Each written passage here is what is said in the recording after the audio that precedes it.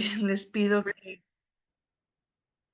que hagamos de esta clase lo más participativa en lo posible. El micrófono está abierto para que cuando quieran intervenir puedan hacerlo, solo levanten la mano. Quiero agradecer a Lidia, si no me equivoco, que me ha mandado una noticia para que la analicemos. La vamos a revisar también en, en el segmento que se la ha incorporado según la pertinencia. Y, eh, y de todas maneras, si ustedes ahora en la clase tienen algún ejemplo o algún caso que quisieran analizar para que podamos generar mayor comprensión e intercambio en este tema que son los errores en la cobertura periodística respecto al ámbito judicial y al debido proceso, lo vamos a hacer. Voy a compartir la pantalla. Acá. Ok.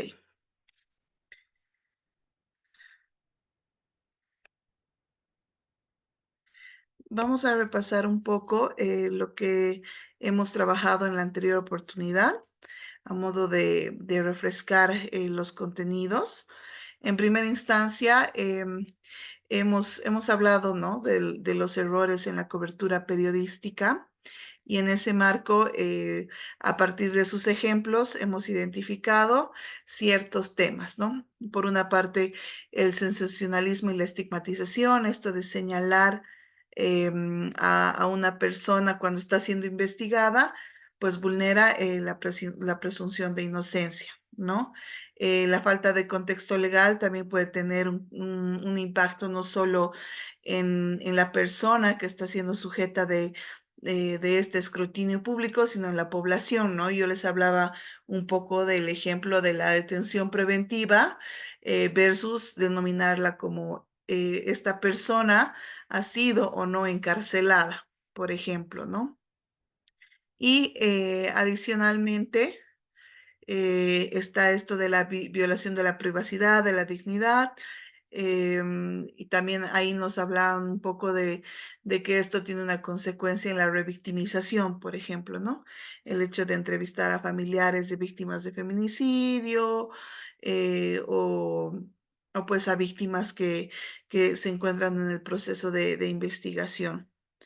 Esto de la generalización y simplificación excesiva, y utilizaba un ejemplo de la ley 1008, del microtráfico, tráfico, que es uno de los delitos más comunes en los cuales se criminaliza la pobreza, no se entiende el contexto.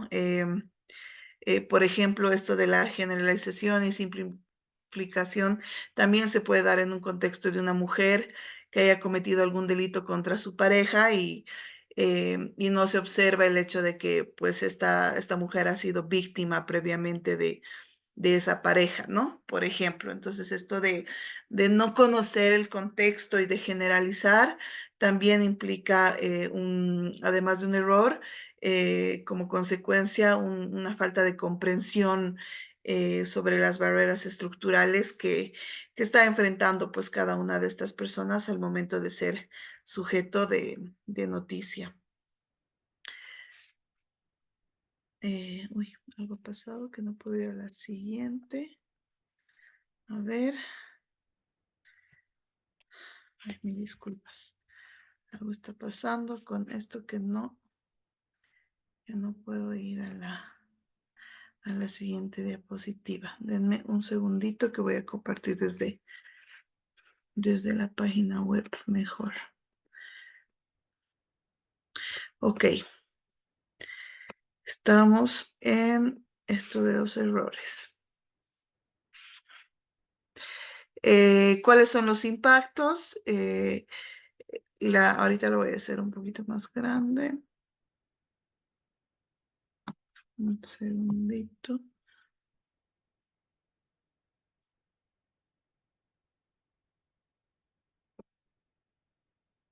Ok.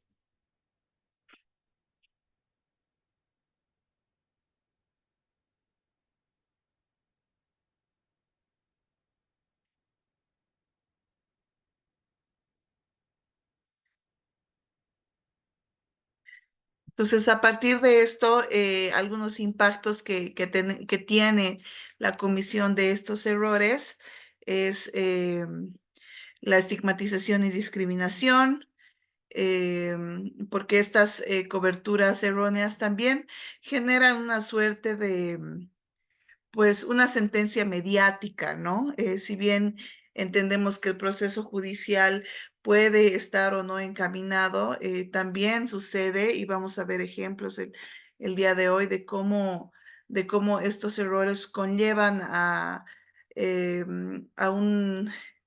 a establecer un discurso en la población que difícilmente, más allá de una condena o de una Dice, absolución, pues perdón que la interrumpa, pero está con un...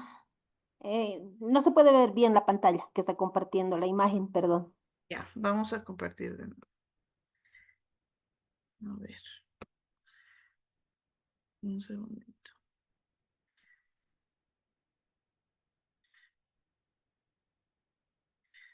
No sé qué está pasando últimamente con... Ok. Mm,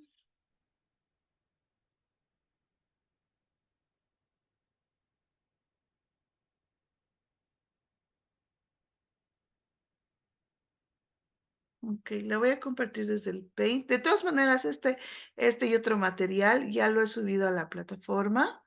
Lo voy a compartir desde afuera porque algo está pasando que no sé si es el internet o voy a volver a compartir esta pantalla. Denme un segundo.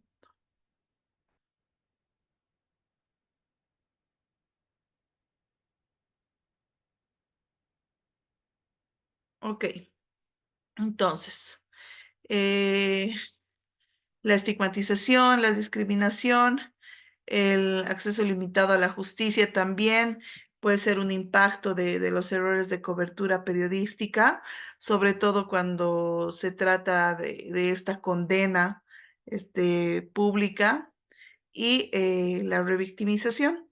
Ahí en la revictimización está la noticia que la compañera nos ha compartido, que son informes erróneos y sensacionalistas que pueden generar nuevas heridas emocionales en las víctimas de los delitos. Voy a compartir la noticia que nos ha hecho llegar la compañera.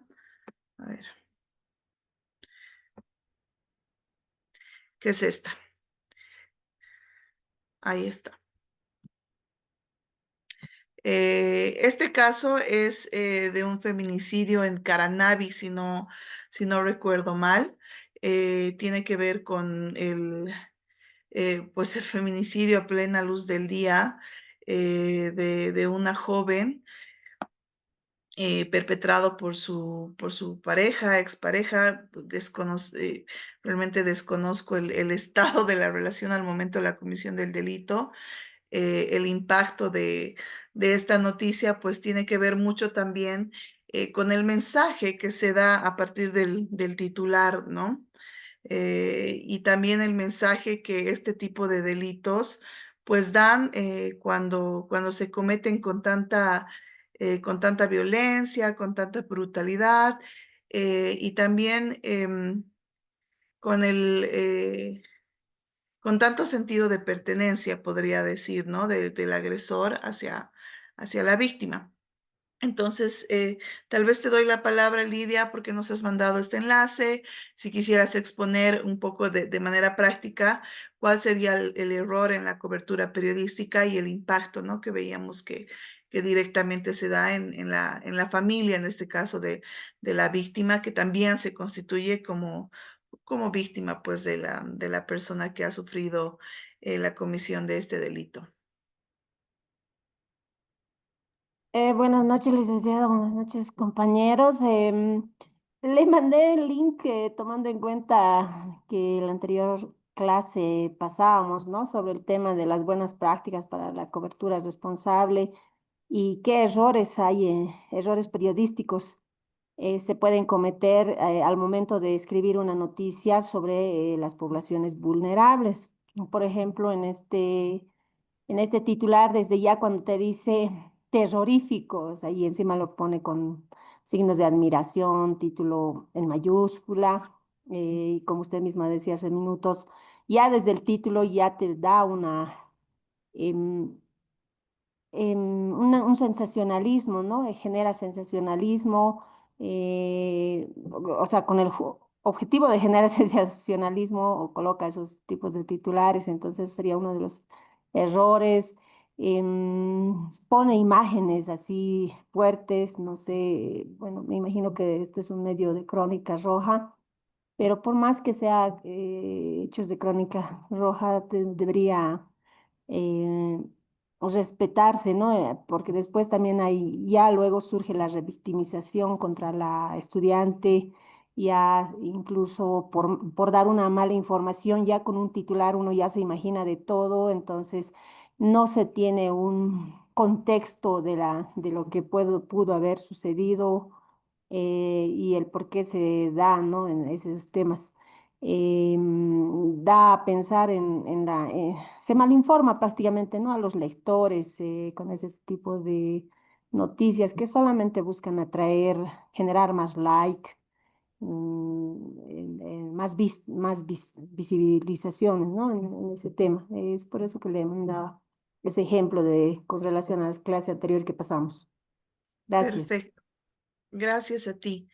Ya continuando con la presentación, pues también en el marco de lo que indica Lidia, también está la responsabilidad, ¿no? Con la cual se tiene que comunicar determinadas noticias, porque les decía al inicio de la anterior clase, los medios de comunicación pues juegan un papel fundamental en el desarrollo de la democracia, en el sentido que nos dejan el ejercicio del acceso a la información y el acceso pues a los sucesos de nuestro entorno de una manera mucho menos compleja, ¿no? Entonces, en ese sentido, si bien los medios de comunicación no tienen la obligación de garantizar este acceso a la información, pues juegan un papel fundamental al momento pues del ejercicio de este derecho como tal.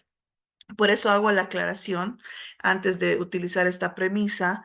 Ya en la anterior clase vimos algunos derechos humanos vinculados con la justicia y el debido proceso en el marco de la comunicación, ¿no? Cómo estaría interactuando la labor de los medios de comunicación, esta cobertura judicial con los derechos humanos. Ya habíamos trabajado la presunción de inocencia, la protección de la víctima. Entonces ahora viendo una segunda parte, yendo un poco a una parte un poco más compleja, les pongo la base normativa que ahí la voy a dejar. Ustedes también tienen un pequeño documento resumen y varios documentos en los que pueden consultar en la plataforma. Sin embargo, vamos repasando algunos ejemplos, ¿no? El derecho a la defensa, el derecho a una defensa material, técnica, desde el primer acto del proceso, ¿no? Incluyendo el derecho a un abogado de confianza o provisto por el Estado. ¿Cómo se relaciona el derecho a la defensa con la comunicación? Por ejemplo, cuando se condena a una persona por la comisión de un hecho, si bien es cierto que tiene acceso a la defensa porque el Estado le va a poder proveer más allá de sus posibilidades, ese es el trabajo del SEPDEP, que es el Servicio Plurinacional de la Defensa Pública, pues este derecho, digamos que se puede ver limitado al momento de ser expuesto de manera pública, porque puede que esta persona tenga los recursos, ¿no? Para contratar a un abogado, pero dependiendo del discurso que se instale, pues o no cualquier abogado va a querer ser vinculado con determinada persona, ¿no? Entonces, eso podría limitar su derecho a la defensa más allá que el Estado pueda garantizar un abogado. Eso no quiere decir que sea cualquier abogado, ¿no? El derecho a la defensa también implica poder contar con un abogado de confianza, no solamente contar con una persona que te defienda, sino una persona que yo elija, en la que yo confíe, con la que me sienta cómoda o cómodo. El derecho al juez natural e imparcial. Nadie puede ser juzgado por determinadas condiciones especiales. El juez o jueza tiene que analizar los elementos del caso y se tiene que respetar también la competencia de este juez, ya sea en un espacio de justicia ordinaria o de justicia indígena originaria campesina, conforme a la ley. Generalmente lo que vemos en las noticias están en el marco, ¿no?, de la justicia ordinaria. Entonces, respecto a este juez parcial e imparcial, yo les voy a ir mostrando un par de noticias y luego em, vamos a abrir el debate. Y esta sería una primera parte de cómo se ha desarrollado una sola noticia durante varios años, ¿no? Porque eso también suele suceder. No sé si recuerdan para que les contextualice, si es que no lo saben, y si es que no lo recuerdan, vamos a ver un poco de lo que ha sido el caso del bebé Alexander, que era un menor, era un bebé, si no me equivoco, menor de 1 año que vivía en un orfanato, en una casa de acogida que era aquí en Obrajes, en La Paz, y este menor llega con ciertas rasgaduras en las partes íntimas, llega a un hospital y termina falleciendo, ¿no? Entonces, vamos a ver una primera noticia vinculada al derecho al juez natural e imparcial.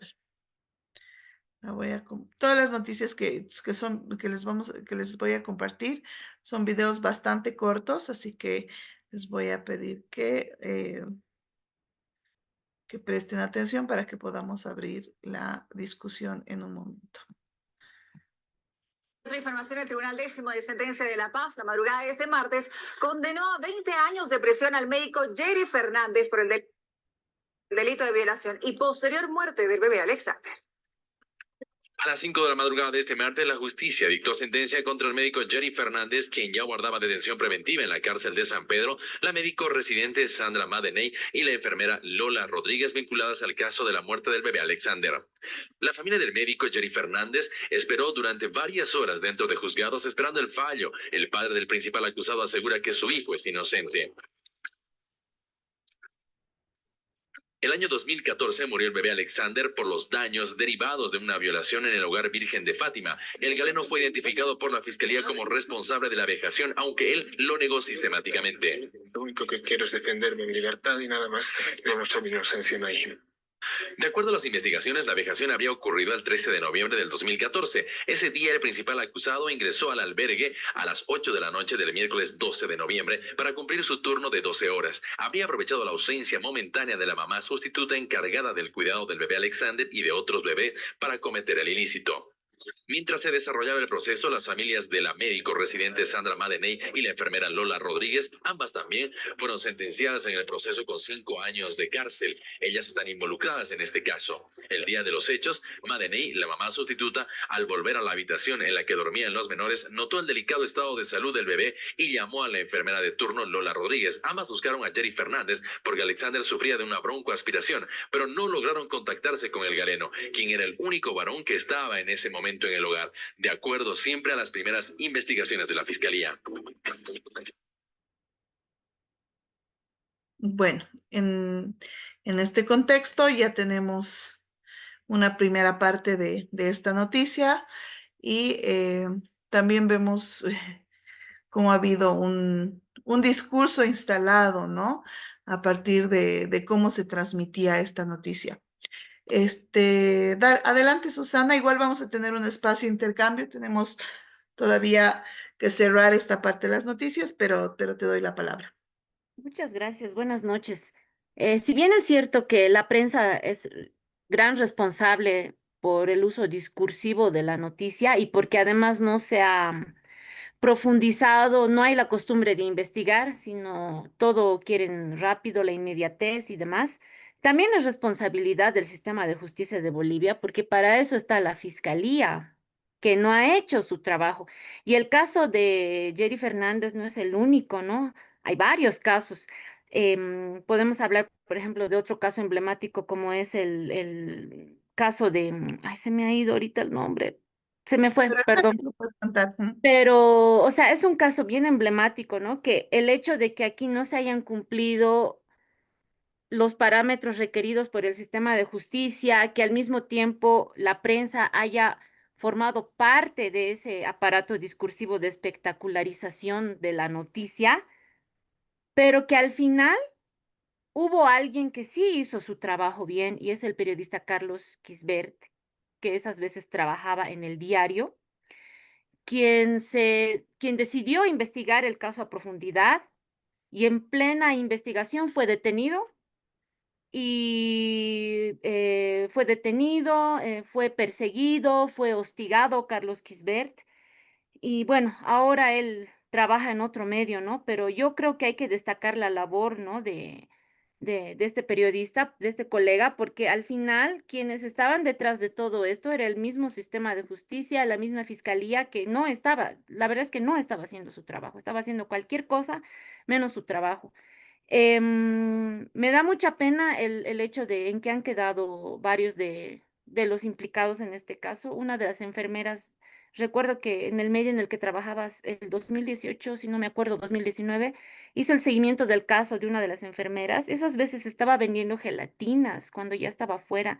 Nadie la quería contratar. Entonces estaba en un estado deplorable, eh, prácticamente casi en la calle estaba. Entonces, pienso que es una sumatoria de irresponsabilidades, tanto del sistema judicial como el hecho de que la prensa no, en su conglomerado, no se tome en serio y no se tome la molestia de investigar. Y cuando alguien, ni siquiera el medio, ¿no? El diario, sino independientemente Carlos Quisbert decide hacer la investigación, fue perseguido, hostigado y judicializado.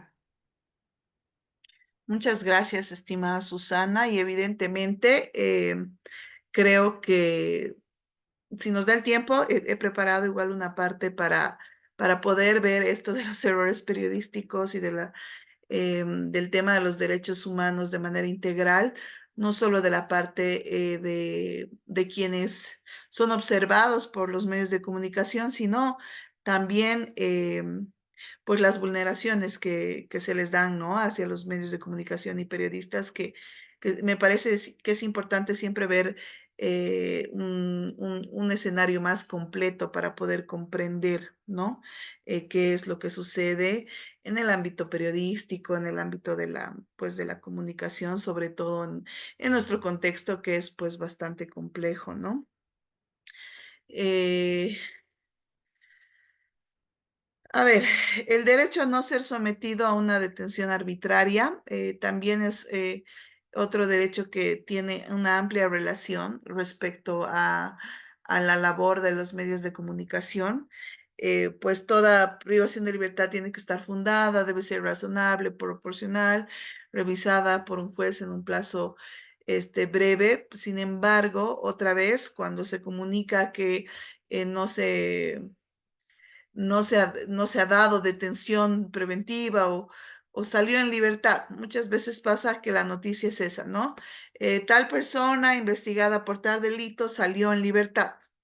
Y esta noticia no necesariamente es que la persona ha sido absuelta de determinado delito, simplemente que va a seguir el proceso en libertad, ¿no?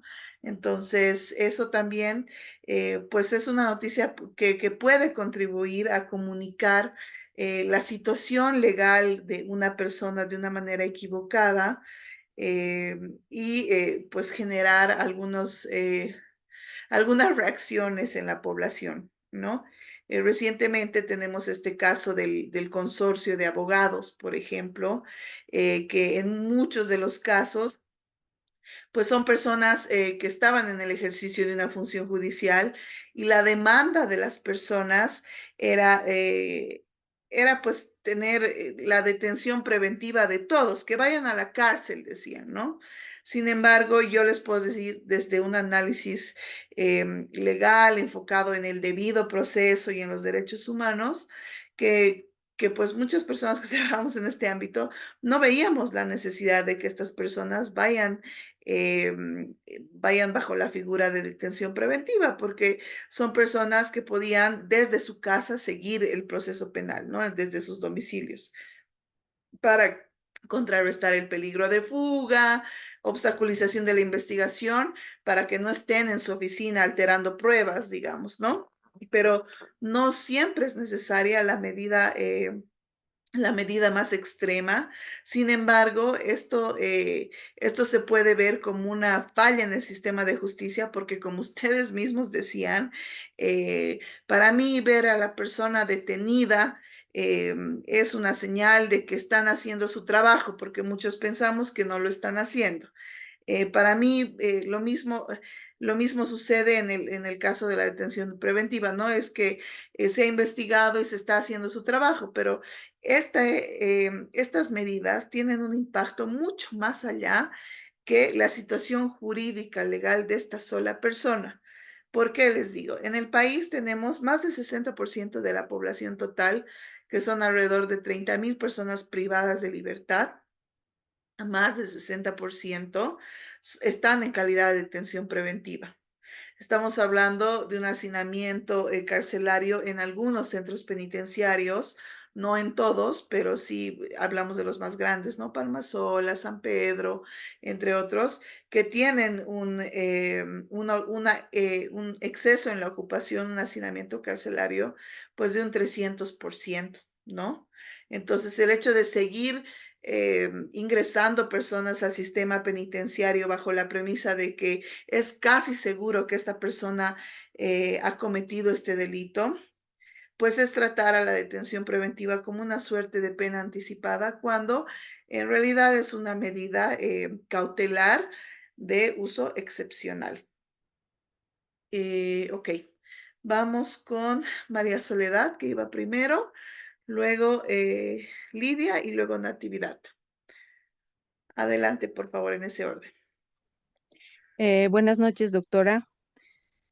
Haciendo un análisis sobre la información que usted nos había mostrado en el caso del bebé Alexander, discrepo un poco en cuanto al comentario de la anterior compañera, en sentido de que, si bien es cierto que los medios de comunicación en muchos casos pueden ayudar, digamos, tal vez a dilucidar un determinado hecho con su investigación, en otros casos entorpece. ¿Por qué? Porque en el caso del bebé Alexander, por ejemplo, yo creo que se ha aplicado muchísimo más una medida tan drástica en contra del médico que estaba a cargo de ese centro, o bueno, que ha atendido a este bebé, en sentido de que ni bien se ha reportado el hecho, los medios de comunicación ya han cubierto esta noticia como una directa violación. Y eso lo que ha causado ha sido que se exacerben pues los ánimos de la sociedad en común, en general, lo que ha hecho que al final todos hablen de una violación anticipada antes de darle el plazo, el término de plazo que se tiene durante la etapa de investigación al mismo órgano judicial. El problema con esto es que en muchos casos las autoridades hacen caso a estas noticias que son a veces tan amarillistas, que buscan protagonismo con estos titulares que llaman la atención, porque realmente el escuchar de una violación de un menor, pues lógicamente no te abre los ojos, como quien diría vulgarmente, digamos, te para las orejas. Y lo que ocasiona que el Ministerio Público, ahora el Ministerio de Defensa, que siempre está ahí a la par escuchando este tipo de noticias, presione a los mismos jueces para que se endurezca la pena en contra de ellos, sin siquiera haberse comprobado si el hecho ha ocurrido, si a la persona a la que se está sindicando de forma tan directa realmente ha sido el autor, y eso es lo que ha pasado en este caso. Ha existido una influencia mediática muy fuerte, lo que ha ocasionado y ha forzado a los jueces a emitir la detención preventiva y posteriormente una acusación, sin ni siquiera valorar los elementos de prueba suficientes. Y viendo, porque yo también investigué un poco sobre ese caso, después de que se ha emitido la acusación fiscal en contra de este médico, se ha tenido que retirar la acusación. ¿Por qué? Porque se ha vuelto a revalorar nuevamente las pruebas y no existían pues indicios suficientes como para sostener una acusación.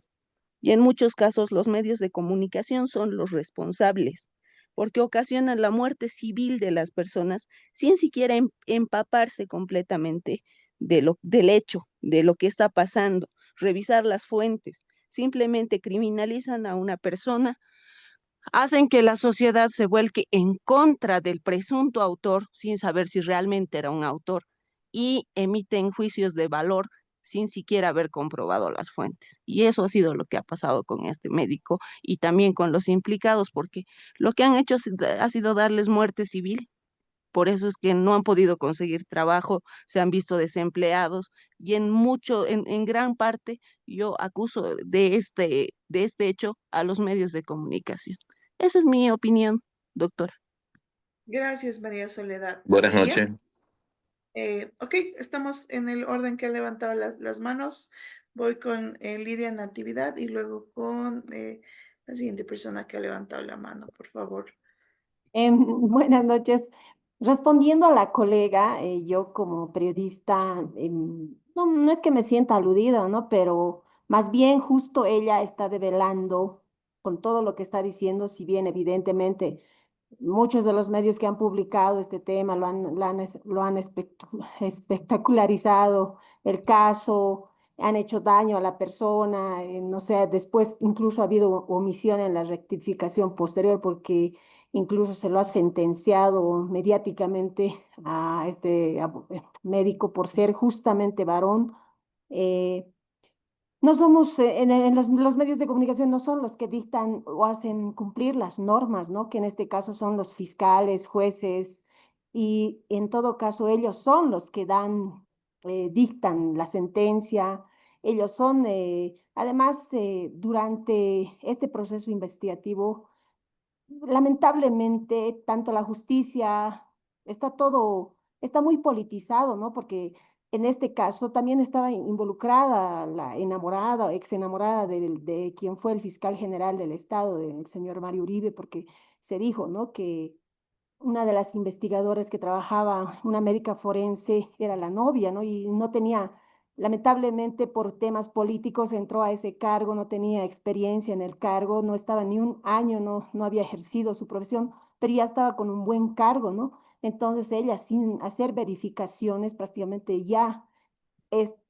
parte de la justicia, ya sentenció prácticamente también a este abogado, perdón, a este médico, ¿no? Entonces ahí también vemos que la justicia ha cometido errores y también ha estado metido el tema político, porque por fallas así, por designaciones de personas que ejercen cargos sin tener experiencia mínima, cometen este tipo de errores y dañan a la persona, ¿no? Y también recientemente salió un caso de un joven que estaba con detención preventiva hace más de 8 años, donde como el mismo Consejo de la Magistratura dijo el sí, lamentablemente no había algo que muestre la culpabilidad de esta persona, pero se dictó una juez así, panchamente lo dice, no, lamentablemente un juez dictó la sentencia, o sea, entonces ahí, ¿de quién viene el error? Si bien los medios han cometido algunos errores o muchos errores al espectacularizar, ¿dónde estaba la justicia para demostrar lo contrario, ¿no? Porque al final son ellos, como le digo, los que hacen cumplir o los que deberían hacer cumplir la justicia. Gracias. Gracias, Lidia. Natividad. Bien, buenas noches, compañeros. Y bien, yo soy comunicadora social, estoy ejerciendo el periodismo 3 años desde el 2021. Y miren, a ver, en el caso del bebé Alexander, ese entonces yo era estudiante y como lo he visto, ¿no? Si bien los medios de comunicación, como lo ha dicho ese entonces la ministra de Comunicación, lo han lapidado, ¿no? A este profesional médico. Y muy bien, pero nosotros ahora, en la actualidad, ¿en qué nos basamos al buscar información? La fiscalía nos da un dato, la policía nos da un dato y nosotros solamente llevamos ese mismo dato a la población a través de las pantallas o las redes sociales. Solo es eso, ¿no? Ahora, no toda la culpa es de los medios de comunicación o de los canales de televisión, ahora de las redes sociales que ya tienen un poder enorme. También son de los operadores de la justicia. Si bien en Bolivia las leyes están bien enmarcadas, son los operadores de justicia quienes llevan a cabo este mal proceder el momento de ejecutar. Supuestamente dicen, ah, no, es culpable hasta que no se demuestre lo contrario. Ha habido una sentencia de 20 años y es por eso que los medios de comunicación han dicho que se ha demostrado que es culpable y se saca a la luz. Entonces ahí también ha habido, y no olvidemos que también quien ha dado a la luz que el médico era inocente era una propia periodista de ATV, ¿no ve? Entonces también hemos aportado a través de ella a la liberación de este médico. Gracias. Muchas gracias, Natividad. ¿Había alguna persona más que creo que quería intervenir? Sí, buenas noches. Buenas noches, Boris. Adelante, por favor. Cuán importante se ha profundizado, creo que al parecer un poco ya en el fondo, este intercambio de criterios con un condimento muy importante, más allá del derecho a la réplica o sentirse aludido y volver a hacer una intervención, es de que podemos unificar criterios, ¿no? De que finalmente, desde el punto de vista expuesto por mi persona, esto viene a ser una responsabilidad que viene a constituirse en una cadena. Lo decían muy bien ahí las compañeras, cada una desde su aporte, muy importante, rescato alguno de ellos, de que hay el Ministerio Público, Fiscalía, hay policía, investigadores, que son también quienes como fuente generan una, entre comillas, hasta dudosa información al periodista, ¿no? Porque prácticamente podemos observar de que la fiscalía podía ponerle un alto, declaración en reserva del proceso, y dejar de contaminar, incluso llegando a la revictimización de la familia del bebé que ya no se encontraba con vida. Eso por un lado. Por otro, no dejemos nunca de lado que existe el proceso que se lleva en la vía ordinaria, en los tribunales. Eso es un juicio. Y el otro es el juicio que se lleva y se ventila ante la opinión pública, y el que juzga también como un tribunal es la población a través de los medios de comunicación, del cómo se va informando y llega a dar una sentencia incluso más rápida que la justicia ordinaria. Pero ¿qué pasa en este tipo de casos cuando el en primera instancia imputado, finalmente acusado, llega a ser sentenciado siendo él más bien una víctima, como se lo llega a eh, conocer en algunos casos, no en todos? Porque en los centros de rehabilitación, como se llaman las cárceles públicas de Bolivia, hay muchas personas que están por falta de recursos o por falta de no haber aportado a alguna de las autoridades, que vía algunas personas que se dedican de muy mala manera a ejercer el derecho de una forma nefasta, venden sentencias. Y eso no lo vamos a tapar el sol con un dedo, ¿no? Eso lo sabemos, son gritos secretos a voces, como se dicen. Entonces, en este caso considero de que más allá de que exista un periodista, exista un comunicador, hombre o mujer, que es el que ha sido responsable de estos titulares, amarillistas, crónicas rojas, lo que quieran ponerle, eh, creo que son seres humanos que en ningún momento quieran causar una lesión a las familias, a las personas en estos casos, que son eh, acusados en algún proceso judicial.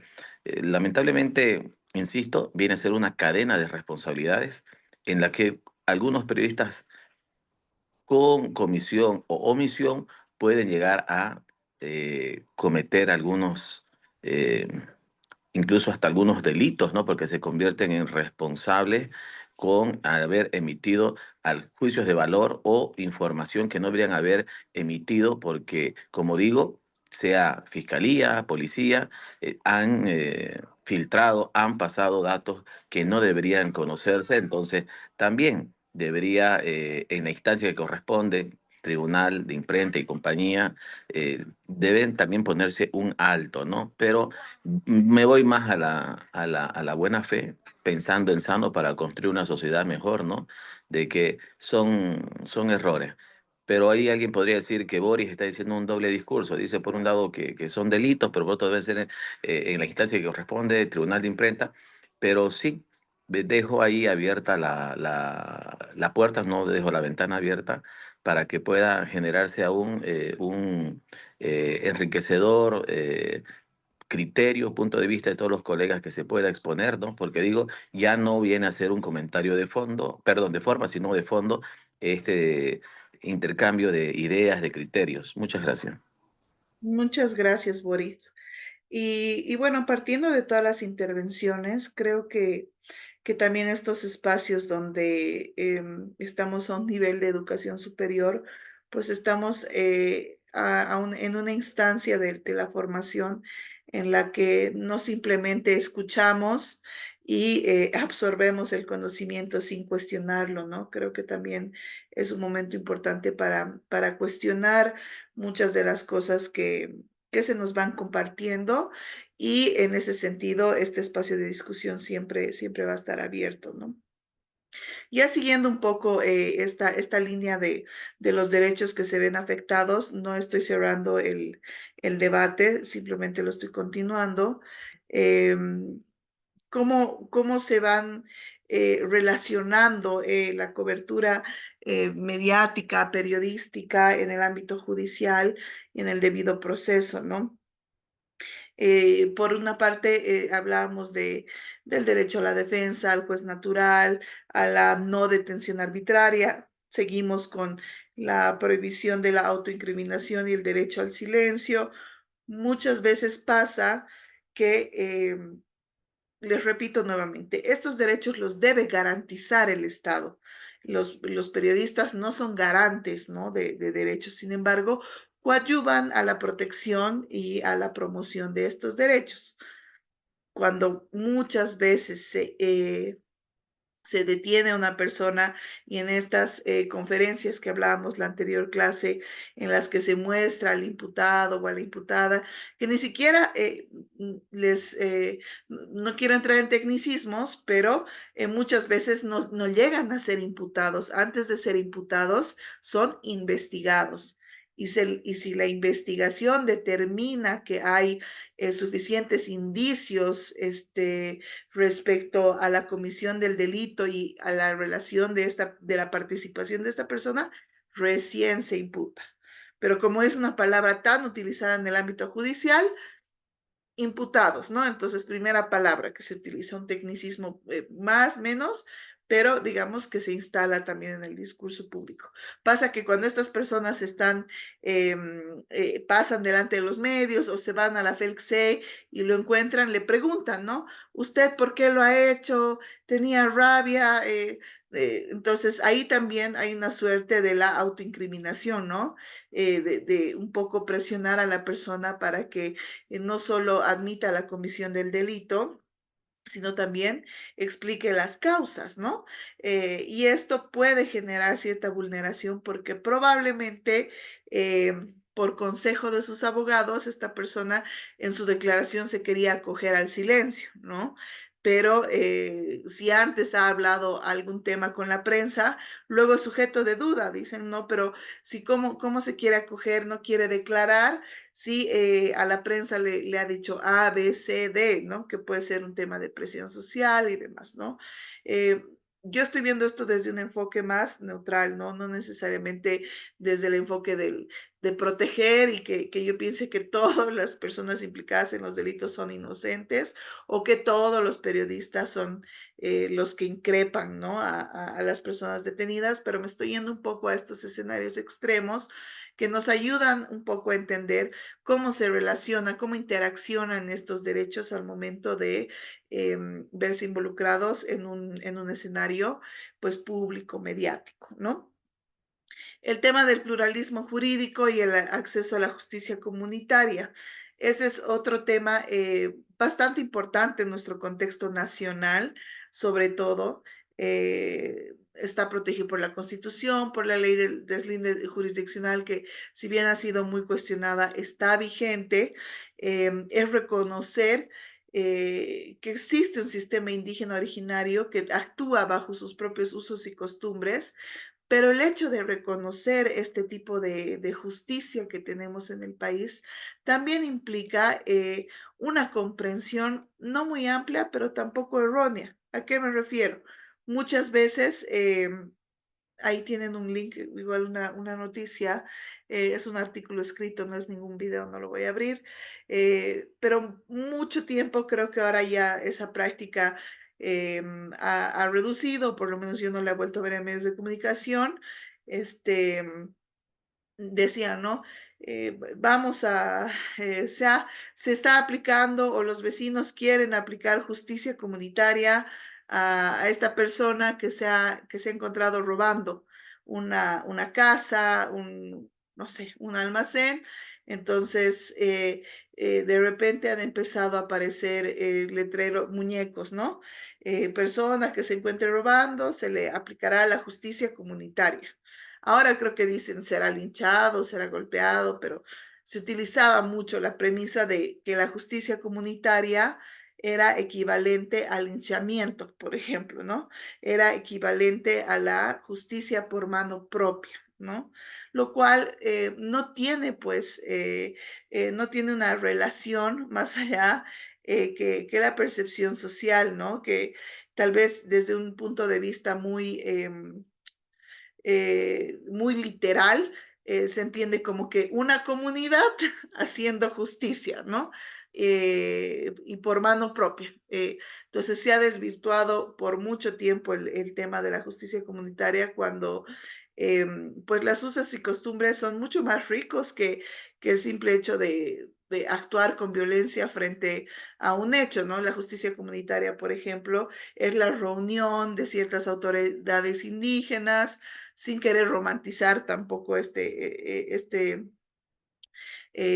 funcionamiento de la justicia, pero pues funciona a partir de reunión de autoridades que determinan si la persona ha cometido o no un delito, qué se va a hacer, cómo va a reparar el daño que se ha hecho a partir que ha hecho esta persona a la comunidad, y dirán, bueno, tiene que hacer este trabajo comunitario. Entonces hay una o sea, y esto es un ejemplo muy sencillo, ¿no?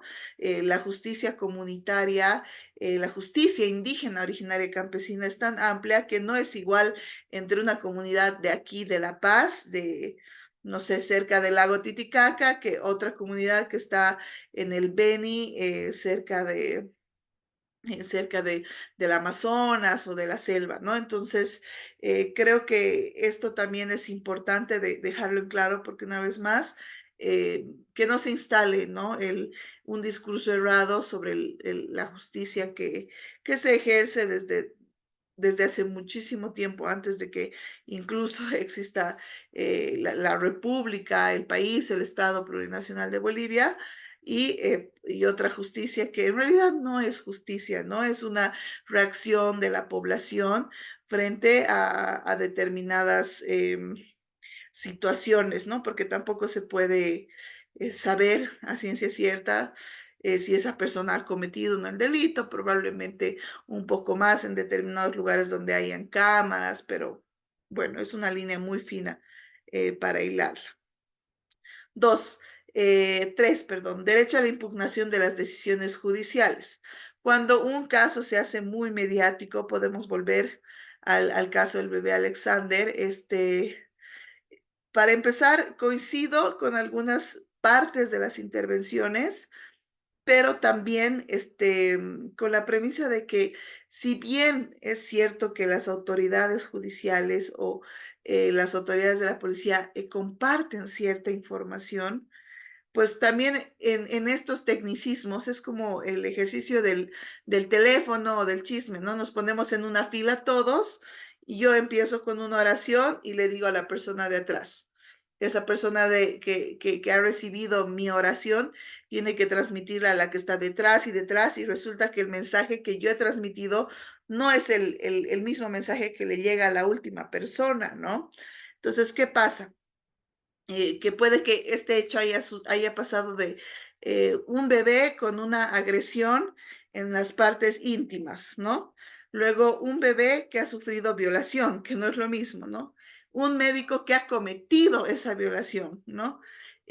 Un médico que ha cometido esa violación eh, a causa de la negligencia de enfermera y mujer a cargo o mamá suplente del bebé, ¿no? Entonces, cómo va evolucionando también este discurso, no solo tiene puede tener un efecto en en la defensa de esta persona como tal, sino en el transcurso del proceso penal. Imagínense si en ese momento este médico hubiera querido impugnar, ¿no?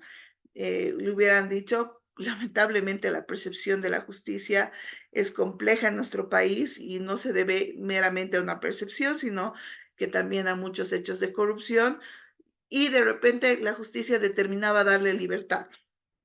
Pues una percepción hubiera sido, este médico ha pagado.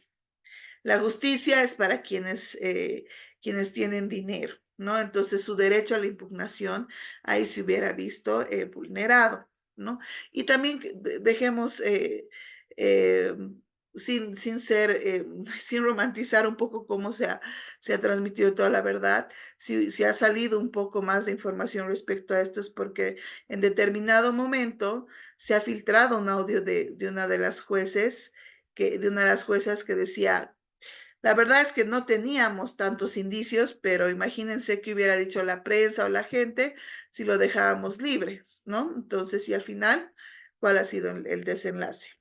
Luego de 7 años, la Fiscalía General del Estado ha determinado retirar la acusación contra el médico Jerry Fernández por el caso Bebé Alexander. El profesional fue declarado inocente, según el titular de esta instancia, Juan Lanchipa. Se cierra una etapa totalmente oscura, totalmente injusta. Se ha privado de libertad a una persona que no ha participado en la comisión de este delito y de hecho, en las pruebas que han fundado la petición del fiscal de materia está en que la médico forense contaba con el requerimiento fiscal que le instruía únicamente tomar muestras biológicas de la víctima. No tenía, entra la instrucción de parte del fiscal, llevar adelante valoraciones médicas. No tenía autorización para llevar adelante la toma de placas fotográficas.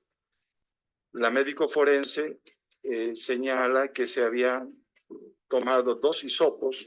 En otra parte del informe señalan que no se logró encontrar ningún tipo de antígeno.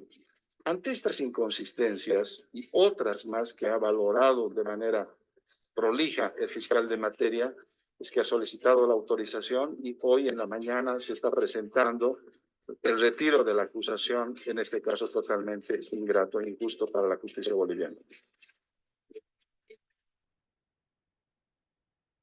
Entonces ahí vemos cómo, pues, más allá de lo que realmente ha sucedido, el desarrollo también de los hechos puede, puede desenlazar en otro resultado, ¿no? Sin embargo, ya antes de una sentencia en el ámbito judicial, pues ya se había comunicado una noticia, ¿no? Ante eso se ha dado una sentencia que pues confirmaba todo lo que la gente pensaba al respecto y resulta que años después, que no solo ha sido producto de una investigación, ¿no? No es objeto del curso, por eso no lo he compartido, solo lo comento brevemente, se ha filtrado el audio de una jueza en el que ella admitía, ¿no? Que no había en su valoración evidencia suficiente, ¿no? Pero sin embargo, al ya existir una condena mediática, también ha tratado de ser consecuente con este discurso para no ser pues ella sujeto de esta condena mediática y dejar en este lugar a las personas implicadas, ¿no?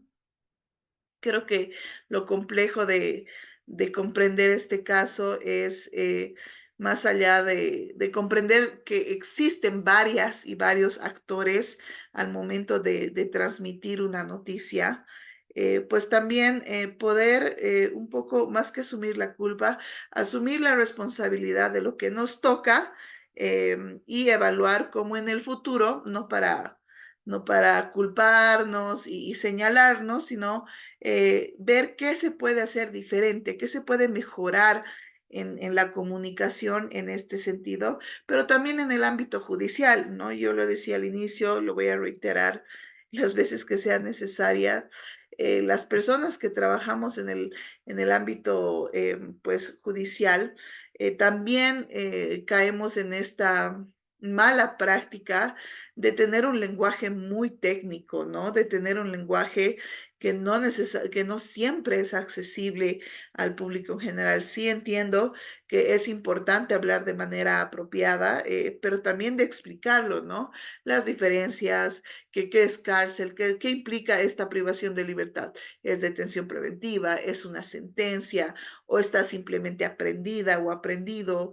¿Qué implica que esté siendo investigada, investigado? ¿No? Entonces, también es importante trabajar de manera responsable para, de alguna manera, subsanar algunas brechas que se han ido abriendo por algo que muy importante que decía una de las compañeras, ¿no? Hoy en día también el hecho de llamar la atención de las personas, de los espectadores y de las espectadoras es mucho más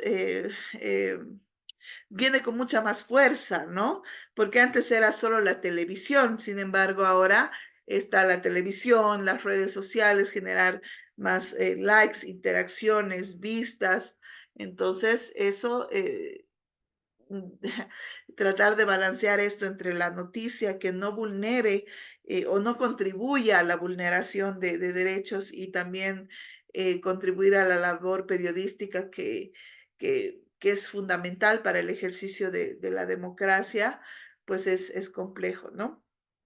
Ya pasando al siguiente tema y tratando de ir un poco abordando desde otra mirada, qué buenas prácticas se pueden implementar para evitar estos errores en la cobertura judicial, ¿no?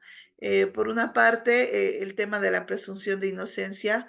Si bien yo les preguntaba inicialmente qué piensan ustedes pues de la presentación de estas personas que son aprendidas, qué piensan de las personas del trabajo de la policía, del Ministerio de Gobierno.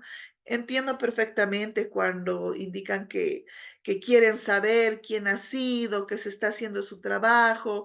Sin embargo, esta práctica a nivel internacional incluso no cumple con los estándares de derechos humanos. Y también esto se puede deber a que percibimos la justicia desde una manera muy punitiva. Aprovecho para comentarles que acabamos de terminar una publicación desde Fundación Construir, la oficina en la que trabajo, y una investigación muy importante y creo que es única en su tipo a nivel nacional. La vamos a publicar en nuestra página web, que es el índice de percepción ciudadana hacia la justicia. Hemos hecho una investigación a nivel nacional a través de encuestas en varios municipios del país, en los cuales se pregunta, ¿no? ¿Qué percibe la gente que es la justicia, ¿no? Entonces, por ejemplo, dentro de las conclusiones de este estudio, se percibe que la mayoría de los ciudadanos vincula el hecho de justicia con castigo. O sea, si no hay castigo, no hay justicia, ¿no? Entonces, bajo esta mirada punitiva del ejercicio de la justicia, también se califica el desempeño de los operadores de la justicia, ¿no? Ah, este juez, esta jueza no le ha dado cárcel, entonces es un mal juez, es una mala jueza, ¿no? Ah, esta persona, este fiscal no ha querido acusar, entonces es un mal fiscal, ¿no? Porque no hay castigo. Entonces, si nosotros tenemos una percepción distorsionada de lo que es justicia, porque justicia no es igual a castigo en un concepto, digamos, muy simple, la justicia se identifica como dar a cada quien lo que le corresponde o la valoración y la investigación de la verdad. Muchas veces, pues la justicia no implica necesariamente encarcelar a una persona, ¿no? E incluso podemos caer en la injusticia, como lo que acabamos de ver, ¿no? Entonces, en el marco de esto, creo que no solo está el hecho de comprender lo que es la presunción de inocencia, sino también de lo que implica el ejercicio de este derecho, ¿no? Responsabilidad en el uso de imágenes y testimonios, igual, ¿no? Tener una noción sobre testimonios, sobre el consentimiento de las personas que estarían interviniendo en este hecho periodístico para saber si no se está vulnerando, ¿no? sus derechos. Entiendo en este sentido también que muchas veces la labor periodística, como mencionaban en una clase anterior, puede contribuir a que se desarrolle un proceso judicial con más celeridad, a que se le preste mayor atención a determinados casos, porque muchas veces las víctimas son las que recurren a los medios de comunicación buscando pues darle más publicidad a su caso y con la esperanza de que se genere algún cambio, ¿no? en su proceso judicial, sea una investigación o una situación jurídica, ¿no? Entonces, en ese sentido, habría que balancear la libertad de expresión hasta dónde llega y mi derecho a la imagen igual hasta dónde se protege, ¿no? Porque puede pasar muchas veces que vaya una madre y diga, mi hijita ha sido víctima de violación. Por favor, no importa, háganme la entrevista y aquí está mi hijita, pónganle nomás en la cámara.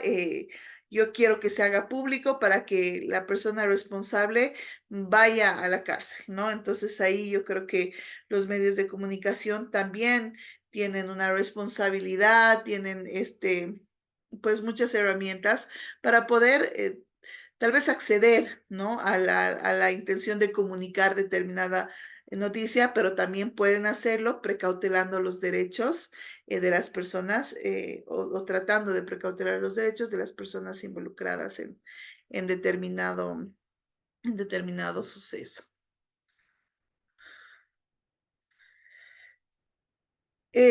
Buenas prácticas para la cobertura responsable. Hoy en día, como muchos decían, es complejo, ¿no? Saber si se están consultando con fuentes confiables o no, porque muchas veces, incluso contando con fuentes confiables, como decían, ¿no? Directamente del juez, del investigador o de otras fuentes, se recae en errores, ¿no? Frente a eso, hay dos páginas bastante interesantes, el Chequea Bolivia o el Bolivia Verifica, que me parece que son dos iniciativas que hacen una labor bastante importante al momento de verificar ciertos datos y creo que es importante que también la información sea revisada por los medios y se incentive al público en general a verificar la información antes de ser difundida, ¿no? Sobre todo cuando hablamos de temas de convulsiones sociales, así como se ha abierto la era de la información, del manejo de redes sociales, pues también se ha aperturado la época de la desinformación, ¿no? Hay mucha desinformación circulando entre redes sociales, que afectan también a la labor periodística, ¿no? Porque hoy en día cualquier persona puede comunicar información, sin embargo, no todas estas fuentes son legítimas o confiables, ¿no? ¿Qué otras buenas prácticas encontramos? Esto de que les decía que el hecho de generalizar también puede generar cierta estigmatización. es un elemento importante al momento de, de compartir las noticias, porque al momento de que se desarrolla un hecho público, pues también se instala una mala interpretación, sobre todo cuando hay estructuras de discriminación. En este caso, me refiero a las mujeres, ¿no? Es diferente que un hombre mate a sus hijos a que una mujer mate a sus hijos, por ejemplo, ¿no? En el caso del hombre, siempre el discurso se resigna a que, bueno, es hombre, es violento,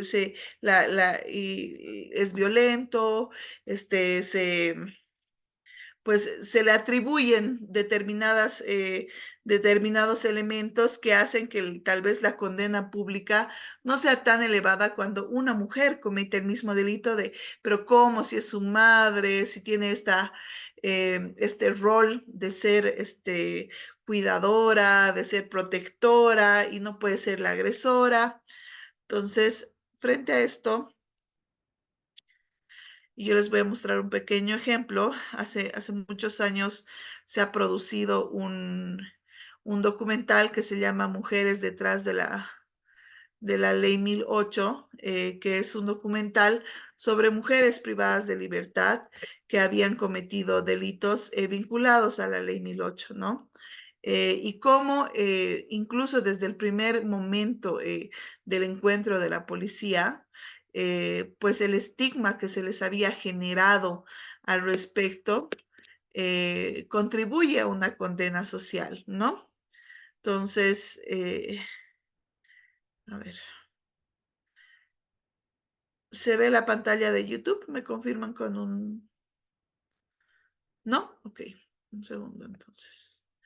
Voy a volver a compartir.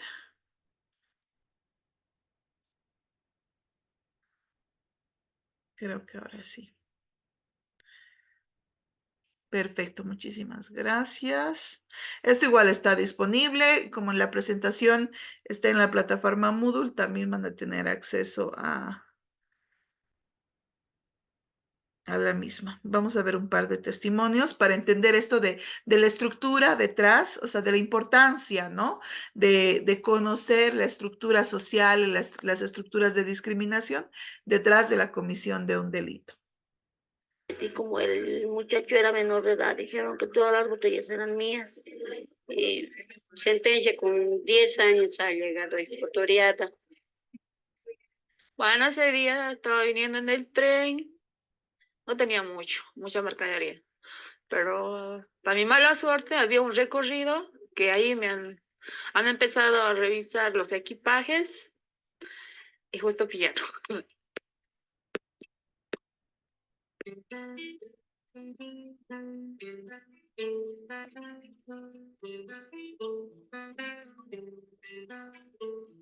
Y aquí he entrado por el delito 1008.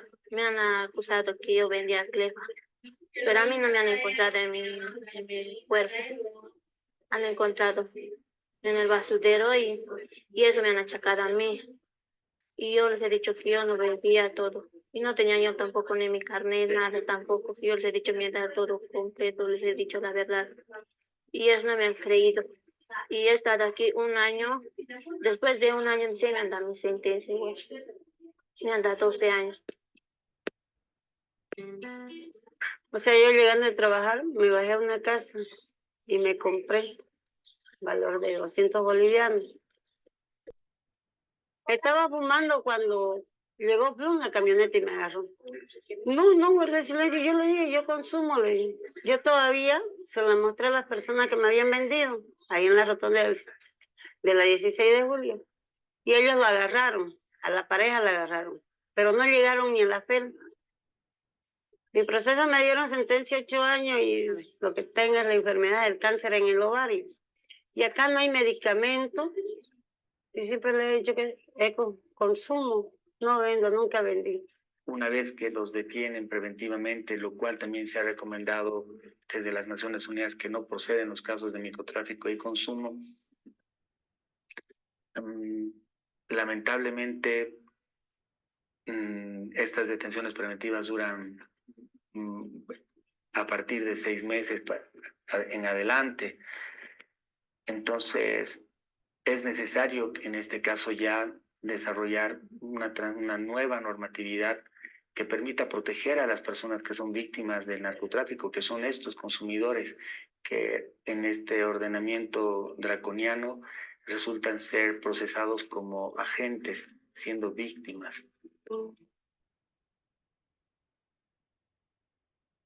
Como vemos, hay otra percepción, ¿no?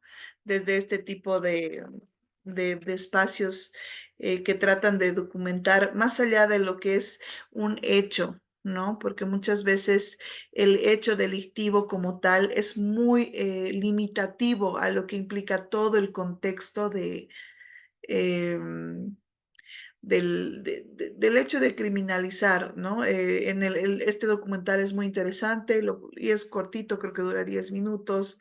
Incluso hay madres que creo que explican en el video que no tenían dinero y querían un poco más de recursos para comprar un vestido de 15 años de su hija, ¿no?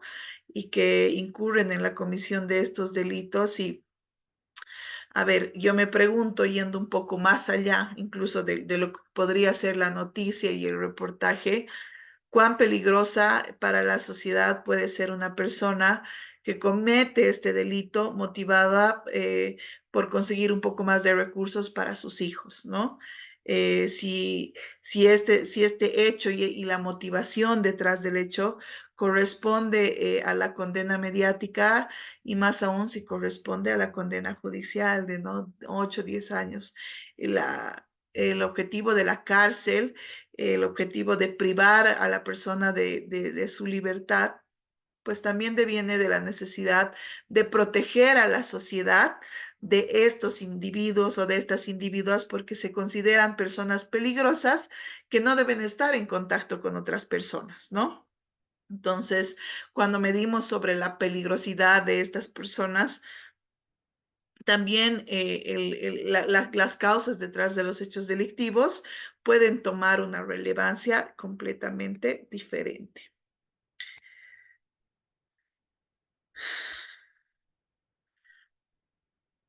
Algunas conclusiones de esta primera parte. Estoy viendo que sí me va a dar tiempo para abordar esto desde otra dimensión. Tengo igual algunos temas para poder cerrar el tema de la cobertura periodística en el ámbito judicial. Me parece importante mencionar y rescatar algunos de los puntos que hemos ido discutiendo en estas sesiones respecto al trabajo de la prensa, ¿no? El rol del periodismo en una sociedad democrática es fundamental, ¿no? Yo creo que sin el trabajo de los medios en medios de comunicación, pues no habría un funcionamiento saludable de instituciones, el respeto a los derechos humanos y la participación informada de la ciudadanía, ¿no? Sobre todo en el contexto actual, ¿qué haríamos sin las iniciativas de los medios de comunicación y periodistas de informar, por ejemplo, en nuestro contexto preelectoral, ¿no? Que creo que en momentos históricos como los que está atravesando el país ahora, pues tienen una relevancia. Una relevancia bastante importante, ¿no?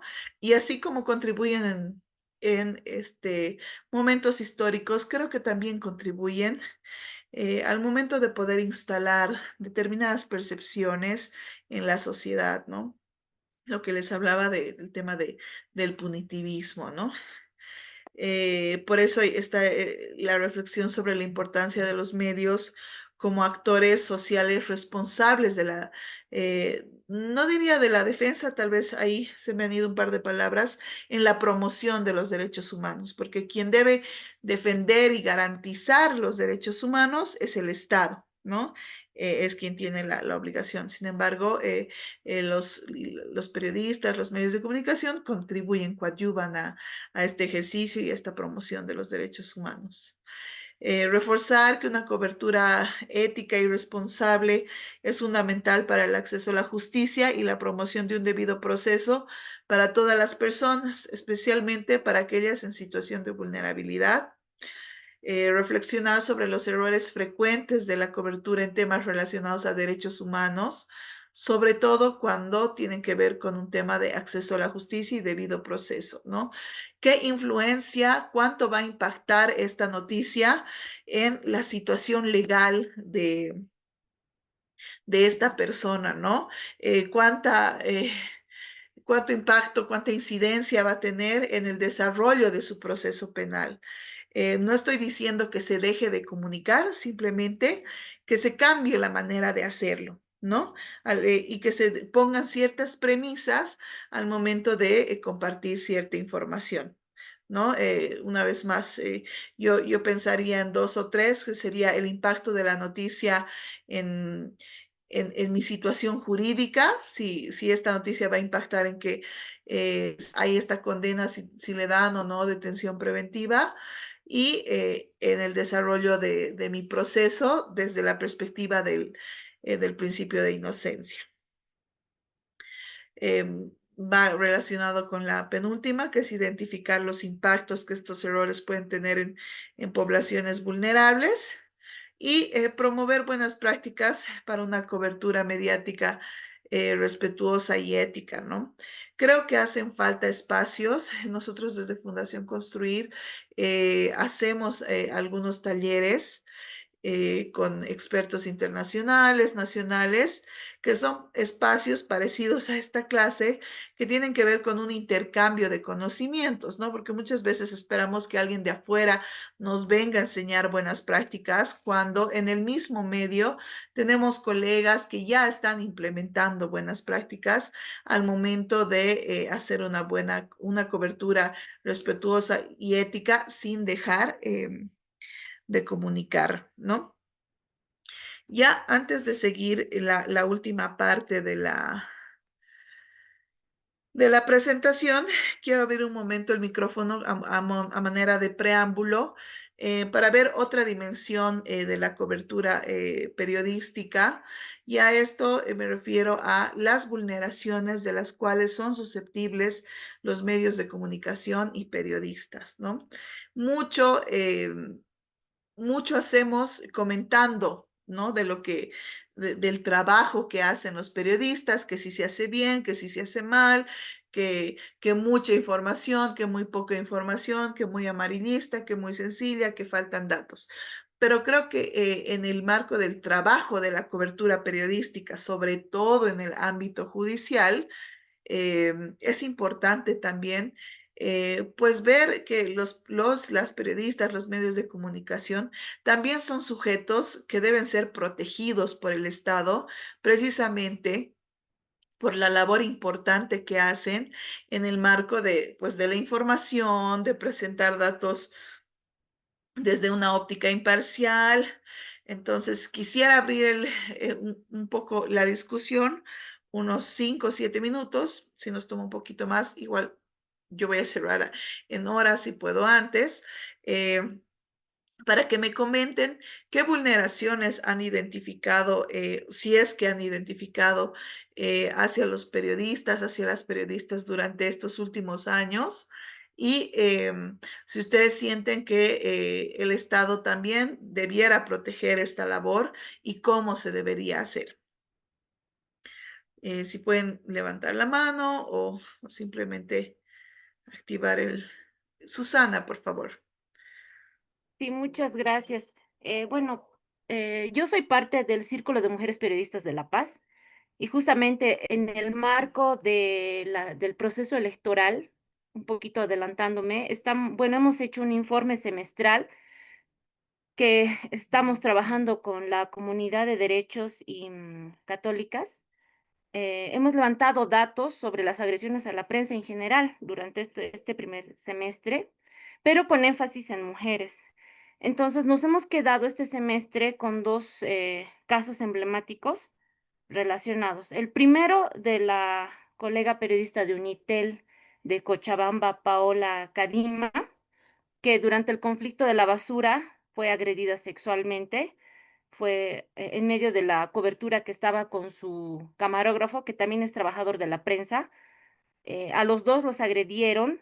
Al camarógrafo, obviamente, bueno, lo golpearon, pero con Paola Karima fue diferente porque la manosearon, básicamente le metieron mano, la agredieron sexualmente y bueno, fue tal el punto de esa agresión que la desmayaron, porque fueron varios hombres que la amontonaron y la manosearon hasta desmayarla. Me imagino que no solo era manoseo como para que haya llegado a ese punto de desmayo. Destrozaron el equipo periodístico, golpeados ambos, les robaron. Fue trágico lo que sucedió con Paola Karima, ¿no?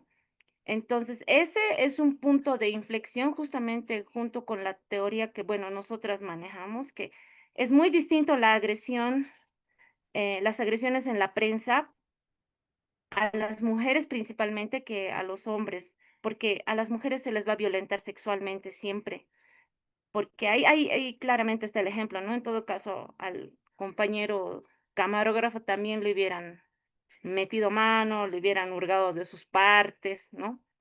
Pero sin desmerecer la agresión que él también ha sufrido, ¿no? Porque a él lo han golpeado, ¿no?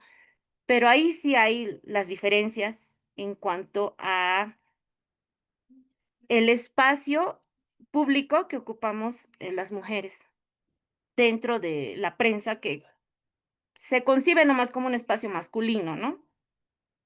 Y el otro el otro caso emblemático de este semestre es la muerte por, de la colega Nadia Apaza Ochoa, que lamentablemente decidió quitarse la vida justamente porque el sistema judicial boliviano le falló, y también por el silencio cómplice de varios colegas, ¿no? Al interior, porque el sindicado es, pues, fotoperiodista, y los fotoperiodistas son bien conocidos, son poquitos, se conocen entre ellos y se sabe que entre ellos sabían ya todo lo que había sucedido y nadie quería hablar, ¿no? Como para apoyar a Nadia. Entonces, Nadia se vio sola y pues pasó lo que tuvo que pasar. Ella decidió quitarse la vida y eso ha tenido que ser una llamada de atención para que recién se activen todos los protocolos de protección a víctimas de agresión sexual y recién vayan y lo detengan y lo aprendan al sindicado que ahora está pues con detención preventiva. Entonces, es muy complicado poder hablar de agresión a la prensa sin dejar de lado la connotación sexual que hay hacia las compañeras periodistas. Me recuerda mucho al 2019, que justamente en las agresiones que hubo aquella vez, recuerdo que a una compañera de Red Uno la persiguieron afuera de la residencia presidencial en San Jorge.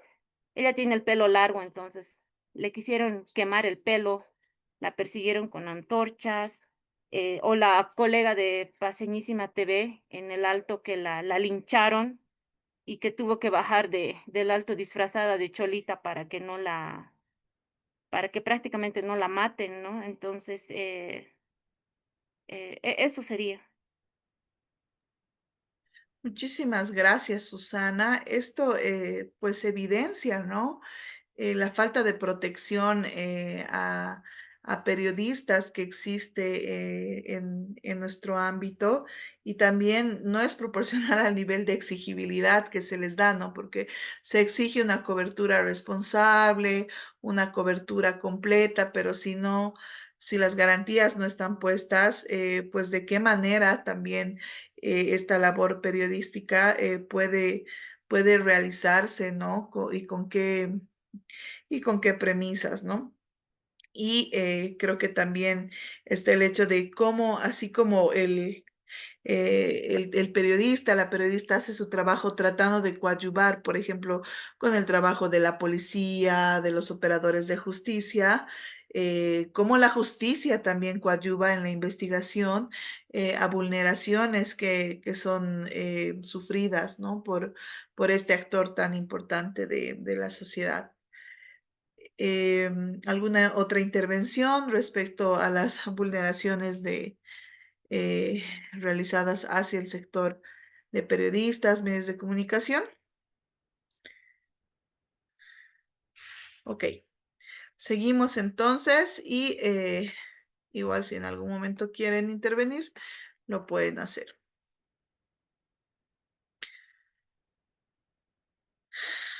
Las vulneraciones al ejercicio de la labor periodística creo que también son una parte importante para analizar al momento de querer identificar errores en la cobertura, ¿no? Sobre todo si estamos hablando de de una cobertura que también debe ser garantizada por el Estado, porque constituye un grupo de la sociedad que también está contribuyendo a la democracia, ¿no? ¿Qué pasa con los actos de violencia contra periodistas versus con algún otro sector de la sociedad? Tienen más efectos que en muchos casos, ¿no? Vulneran el derecho de las víctimas a expresar y a difundir sus ideas, opiniones e información, ¿no? Si el ciudadano común dirá, mira, si a un periodista le están haciendo esto, ¿qué pasará si yo quiero reclamar, ¿no? Sobre mis derechos o sobre determinada situación. Por tanto, generan este efecto amedrentador y el silenciamiento de pares, ¿no? Otros periodistas, tal vez frente a esta situación dirán, ay, no, mejor no meterse con ese policía o con ese caso, me imagino que son conversaciones internas o por lo menos alertarse, ¿no? Vas a tener cuidado, en este caso está tal funcionario, tal funcionaria, y como ya en alguna intervención habían dicho, incluso los terminan investigando, ¿no? Violan los derechos de las personas y de las sociedades, pues no, este derecho a buscar y a recibir información e ideas de cualquier tipo también se ve transgredido. Cuando hay falta de debida diligencia en la investigación, persecución y sanción a quienes cometen estos actos que vulneran derechos. ¿Hola? Ok, vamos a apagar los micrófonos, por favor, si es que no están interviniendo. Y para intervenir, de preferencia, les pido levantar la mano para poder yo parar y darles la palabra. Entonces, cuando hay una falta de diligencia e investigación, se genera también una suerte de impunidad, ¿no? A quienes cometen actos contra periodistas y esto puede generar pues vulneraciones adicionales, ¿no? Ante estos actos de violencia, el Estado tiene la obligación de promover la seguridad de periodistas y esto no solo se limita a adoptar medidas después de que hayan ocurrido los delitos, ¿no? De que llegue la policía y te rescate, sino también de tomar acciones en el ámbito de la prevención, ¿no? Sobre todo atacar algunas de las causas que son pues fuente de la vulneración y de la impunidad de estos actos. ¿Cuáles son las obligaciones de los estados frente a estas vulneraciones, a estas situaciones de violencia en contra del ejercicio de la labor periodística? Tiene que haber un discurso público desde las autoridades e instituciones del Estado a respetar la labor periodística y esto puede prevenir la violencia en contra de estos agentes, ¿no?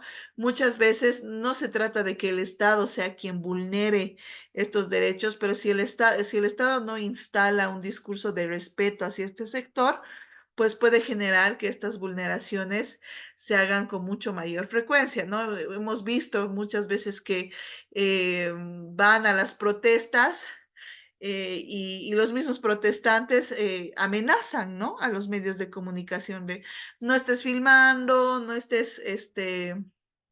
no estés grabando y eso pues abre una puerta para la violencia hacia este sector y cuando no se deja establecido que el trabajo periodístico debe ser respetado y garantizado, pues se hace mucho más evidente, ¿no? Se hacen mucho más evidentes estas agresiones. Instruir a las fuerzas de seguridad sobre el respeto al trabajo de las y los periodistas, que se entienda que el trabajo que están haciendo es un trabajo de información, no de tomar parte en los hechos que sucedan. Entonces también tiene que incluir una capacitación a funcionarios públicos porque entendemos también que el sector periodista al fin y al cabo está tratando de conseguir, como decían, las fuentes idóneas, ¿no? De información y si no existen funcionarios que sean capacitados para poder proteger y brindar la información que se necesita, pues esta labor periodística se ve vulnerada de todas maneras, ¿no? Eh, por eso es importante que desde el Estado hayan este tipo de premisas. ¿Qué elementos también tiene que tener el Estado al momento de precautelar esta protección? Es respetar el derecho de los periodistas de reserva de sus fuentes, ¿no?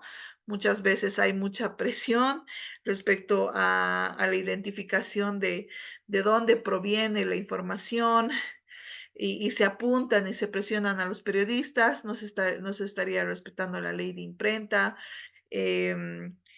Tiene que haber una sanción penal, ¿no? Antes de la sanción, una investigación oportuna que permita la sanción penal de la violencia contra periodistas y trabajadores de medios de comunicación, porque esto también haría evidente pues que esta labor debe respetarse y que debe protegerse y ante una falta a esta obligación de los ciudadanos también de contribuir a esta obligación, pues también habrán sanciones, ¿no?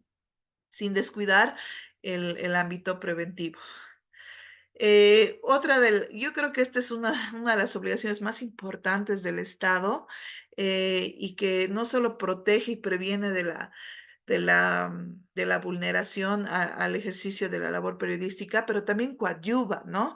Producir datos de calidad, ¿no? Compilar, mantener estadísticas precisas sobre violencia. Muchas veces, como investigadora, yo les digo, no encuentro datos en el Estado y los encuentro a través de notas de prensa, ¿no? De autoridades que han dado algún discurso y ha habido un periodista que ha captado, por ejemplo, ¿no?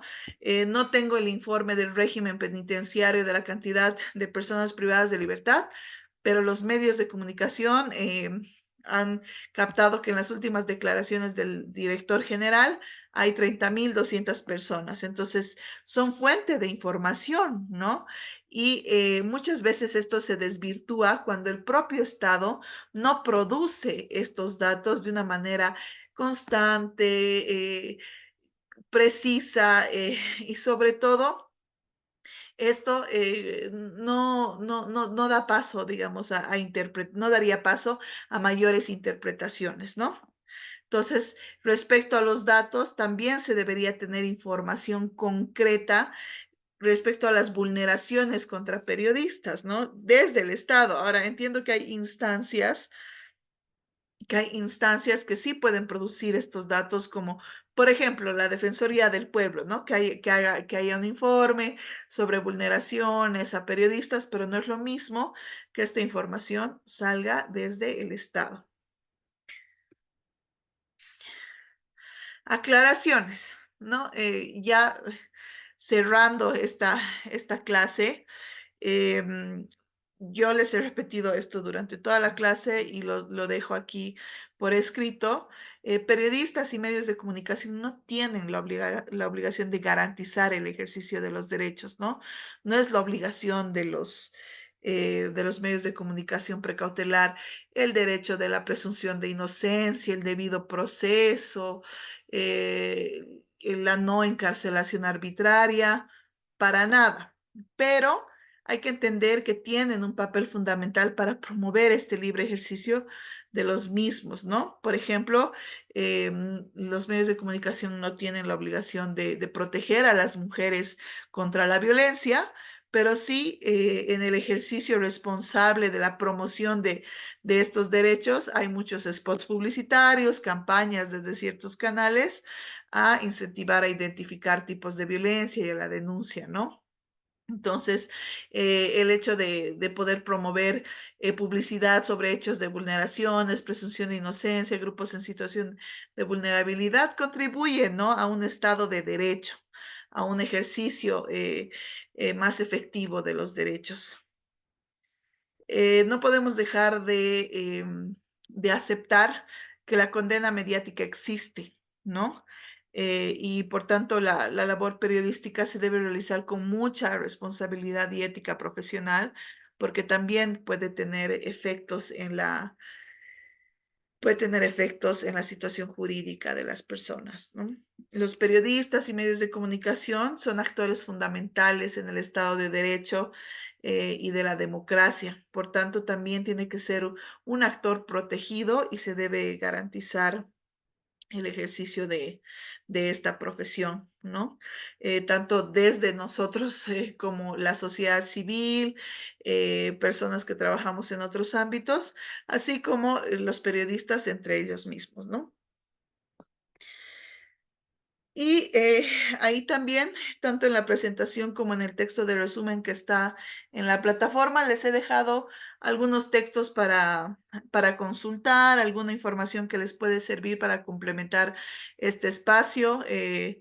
Este año hemos sacado una publicación denominada Guía Didáctica para la Formación de Periodistas de Investigación sobre Justicia y Derechos Humanos.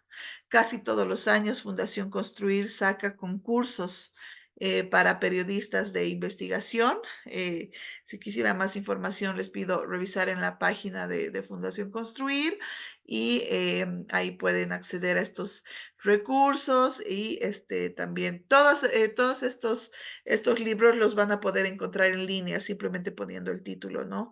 El Ministerio de Justicia y Transparencia Institucional también ha hecho una guía para el manejo periodístico de casos de violencia sexual contra niños y adolescentes, que me parece importante. La CAS ha hecho una investigación sobre cobertura judicial con enfoque de derechos humanos, promoviendo algunas buenas prácticas.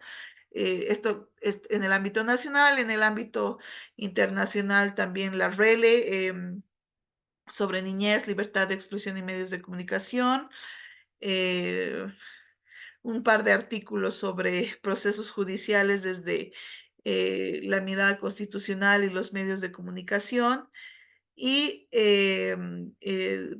una a suerte de legislación comparada, como decimos los abogados, para comparar buenas prácticas en Costa Rica.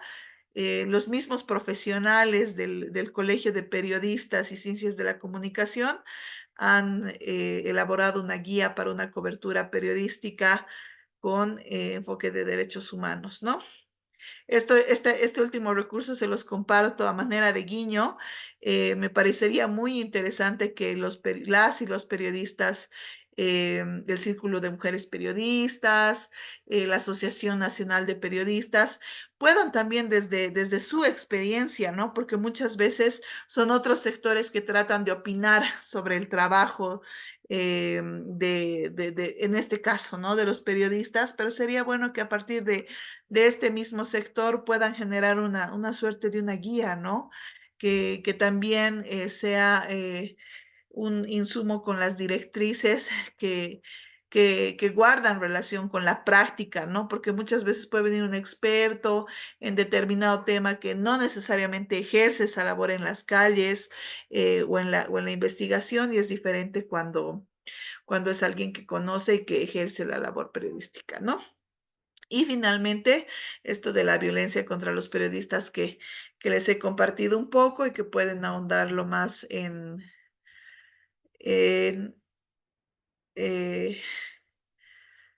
ay, perdón, que pueden ahondarlo más en ese artículo de la RELE, que es la Relatoría para la Libertad de Expresión de la Comisión Interamericana de Derechos Humanos. Hoy día hemos estado un poco menos participativos, un poco más, sí, menos participativos, así que estamos terminando un poquito antes también. Es viernes, aquí en La Paz está haciendo muchísimo frío, así que también les doy ese tiempito para que podamos descansar. No sé si tienen alguna consulta. Ya una compañera me ha escrito pidiéndome la última publicación del índice de percepción.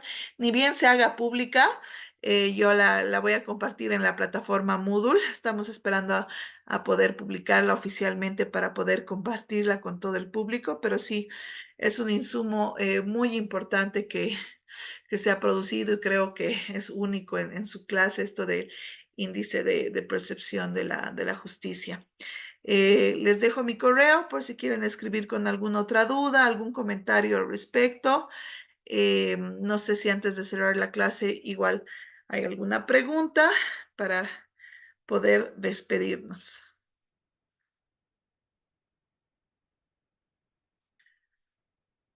Ok, perfecto.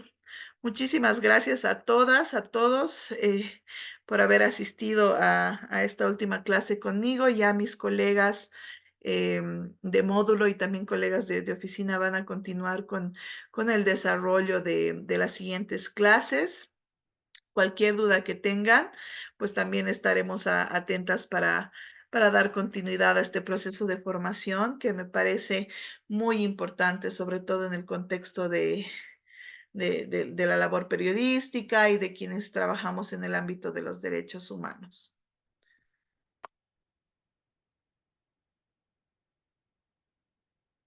No sé si Estefanía, tú quieres aprovechar para cerrar.